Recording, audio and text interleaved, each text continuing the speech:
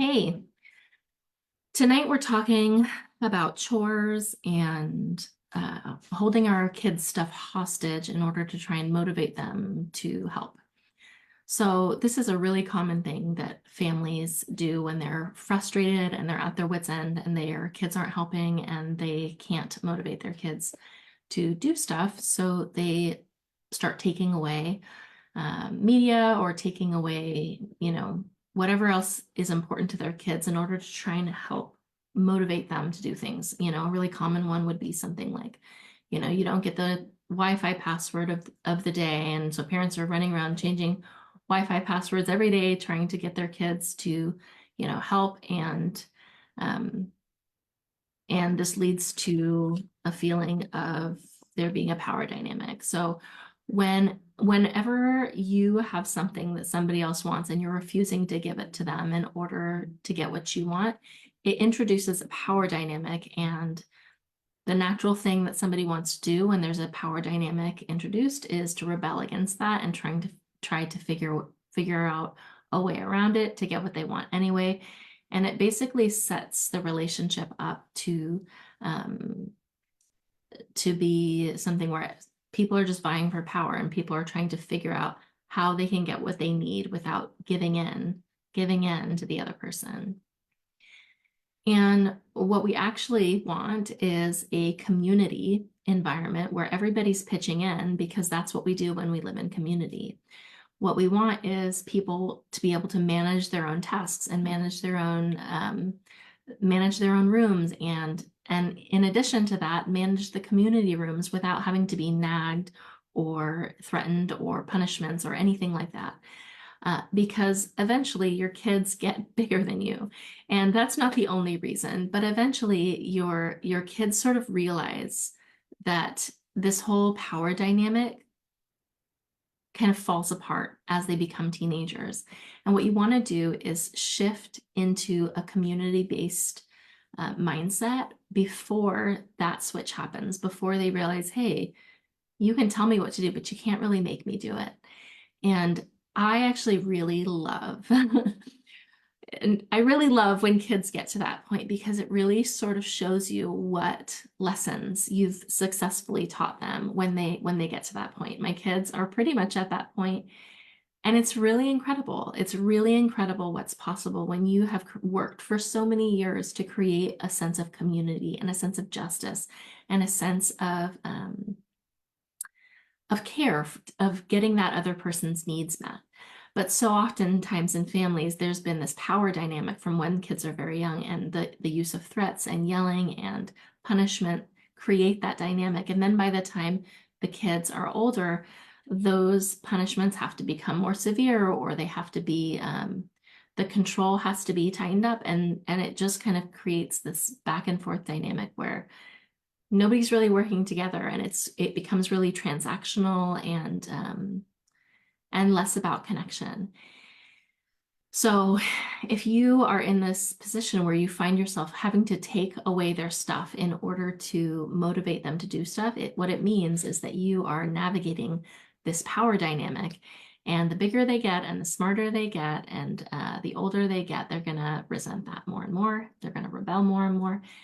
And it's going to be harder and harder to motivate them to do the things that they really should be doing when they live in a home. What we want to do is to create a situation in which we all contribute and we all help each other and we all work together in order to get the needs of the household met. And we do that by tailoring the amount of responsibility that child has, that a given child has, to their skill level and to their age. And we help them and we make it fun and we make it about connection. And we do that enough times where we're helping them that it's only natural that they want to help us, that we are coming to their rescue and they're coming to our rescue. And we are creating this dynamic in which I like helping you and you like helping me because that feels good. And I like reaching out for help because I know that you're going to meet me there. And you like asking me for help because you know I'm going to do it with a good attitude.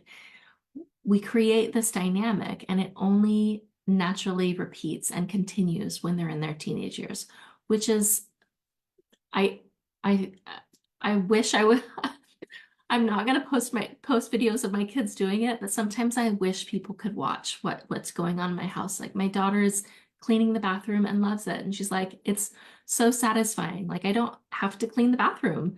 My daughter cleans the bathroom and my son is mainly in charge of laundry and we all work together. But we have these different things that we do and we help each other and we figure out ways to make it fun. And, they're getting older and my son at this point is stronger than me. And from the time he was born until now, what he's learned is if I'm going to step in and narrow your autonomy, it's because I love you. And then I'm going to make sure that I widen it as much as I can. And I'm helping you get to that next step where you have more autonomy. And when I do have to limit their autonomy, it pains me. It's sad. And they can feel that from me. They can feel that compassion. And this whole idea of narrowing the amount of autonomy they have to be tailored to the skill level and the amount of responsibility they can handle is paramount to getting this right. And it can be really tricky if you grew up in a family where the power dynamic was the way to get kids to cooperate. It's a dynamic shift that you might need help with if your go-to strategies are taking something away or punishing them or threatening them or use of force. I promise you, your kids are going to get older, your kids are going to get smarter, they're going to get better at negotiating. And when you use power and threats and force, it falls apart. It falls apart because those types of skills, they're effective sometimes when the kids are younger, but they become less and less effective as they get older.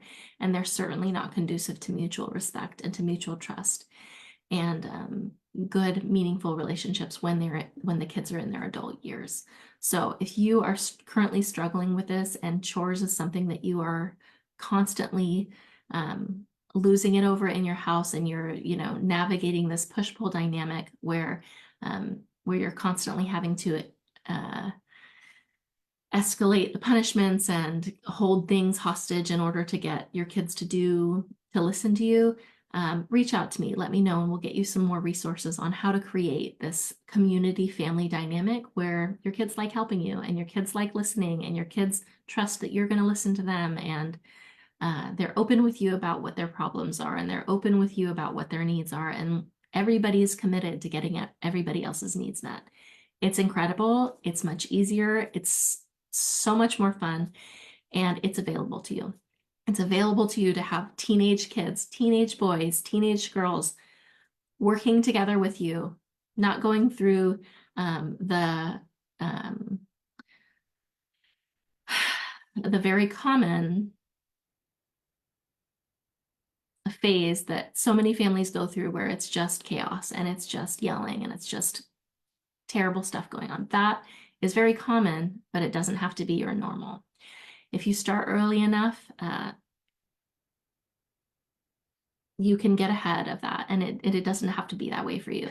And if you're starting late, that's okay. We have different things that we work on if you're starting to this game late. Maybe you're already stuck in a world where your teenagers are realizing, hey, you've taken my autonomy for this long and now they're swinging to the other side and they're totally uncontrollable. Wherever you are at in this journey, we have skills and tools available for you. So reach out to us and we will get you plugged in with either the right resources or we can talk to you about programs that we offer. But it's incredible, life-changing, and you will not regret it. I can't wait to talk to you in the comments and some of you, the ones that are ready, on the phone or on a Zoom call where we can figure out what programs are right for you. Take care of yourselves. If you have any questions, please put them in the chat and I'll talk to you soon. Bye-bye.